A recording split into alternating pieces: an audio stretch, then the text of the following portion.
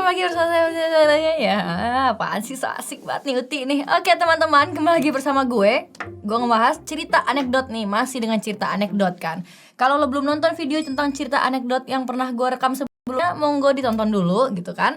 Oke, sekarang gue ngomongin fungsi dari cerita anekdot kan.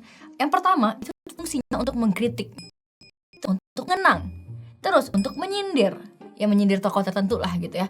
Yang keempat, untuk memperingatkan nih. Oke, kita fokus ke bagian yang memperingatkan ini ya. Nah, kalau memperingatkan lah, lo ibaratnya ngingetin temen lo kan, atau enggak misalnya gini deh, kasih contoh deh. Oh jangan ambil makanan gue dong. Itu kan lo memperingatkan, lo nyuruh kan. Sifat dari kalimat itu nyuruh gitu. Dan orang itu gak suka disuruh-suruh sebenarnya, atau gak suka diteriakin, gak suka dibilang jangan lah gitu ya. Nah, di bahasa Indonesia sendiri, kalimat yang sifatnya nyuruh atau merintah ini atau memperingatkan seseorang itu namanya kalimat imperatif. Oke? Apa hubungannya dengan teks anekdot? Nah, banyak yang bertanya-tanya mungkin karena fungsi teks anekdot itu untuk memperingatkan, apakah dalam cerita anekdot ini, gue agak nggak konsisten dengan ngomongin teks sama cerita, kita anggapnya sama ya. Nah, apakah di teks atau cerita anekdot ini itu ada kalimat imperatifnya atau enggak? Ada kalimat yang nyuruhnya atau enggak? Apakah sifatnya tersirat atau tersurat gitu ya? Nah, gue ceritain deh sama lo nih ya. Ini katanya sih cerita klasik dari Cina, tapi kita ambil cerita aja lah gitu ya, nggak peduli lah dari mana daerahnya gitu. Jadi misalnya gini nih, adalah orang gitu namanya Wahyu nih misalnya nih. Wahyu nge-tweet nih di Twitter gitu kan. 4 kali 7 28 kata Wahyu. Ada yang ngomen nih, Uti ngomen nih, gue gak setuju sama Wahyu nih. Apaan sih lu Yu, orang 4 kali 7 itu 27. Wahyu emosi dong, Wahyu ngomen lagi dong.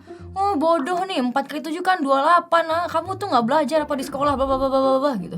Terus karena guenya kesel, Uti kesel gitu ya, Uti ngelaporin nih ke hukum setempat ya. Kayak berat banget masalah hidup gue kayaknya. Gue laporin, hakim gitu kan, apa? Kata hakimnya, Pak bener gak sih? Ini si Wahyu masa 4 kali 7 28 Pak, udah jelas 4 kali 7 27 gitu. Masa saya kayak gini saya gak terima nih, Wahyu masuk penjara deh Pak. Gitu kata Uti. Terus Wahyunya protes dong, gak bisa Pak, udah jelas-jelas 4 kali 7 28, 27 dari mana kata Wahyu gitu. Tahu gak hakimnya bilang apa? Hakimnya bilang ke Wahyu nih, Wahyu, anak bapak, enggak deh, canda sayang. Wahyu gitu kan, kamu ngapain berdebat sama orang bodoh? Udah, ceritanya kelar. Wahyunya ngaku dia yang salah. Gimana bisa kayak gitu? Harusnya yang 4 ke 7 27 dong yang salah. Ada pesan tersembunyi ini Syailah.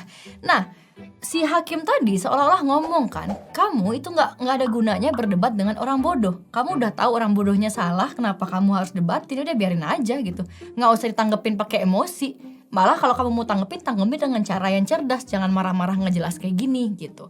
Nah, itu adalah salah satu yang bisa kita kaitin dengan kalimat imperatif tadi nih guys.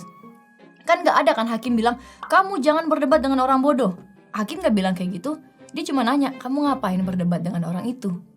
Udah segitu doang kan, nggak ada kalimat imperatif yang nyuruh-nyuruh juga, yang jangan juga nggak ada gitu. Jadi sebenarnya kalau lo tanya apakah di teks anekdot atau cerita anekdot ada kalimat imperatif atau enggak, jawabannya sebenarnya tersirat aja sih gitu. Kita ngambil pesan sendiri dari cerita apapun itu. Tujuannya apa ya kita ngambil sendiri nih pesan-pesannya gitu. Oke? Jadi lo udah ngerti dong sekarang gimana cara ngambil pesan dari cerita-cerita tadi ya. Jadi Wahyu apa Uti yang salah? Terserah lo deh. Sampai jumpa.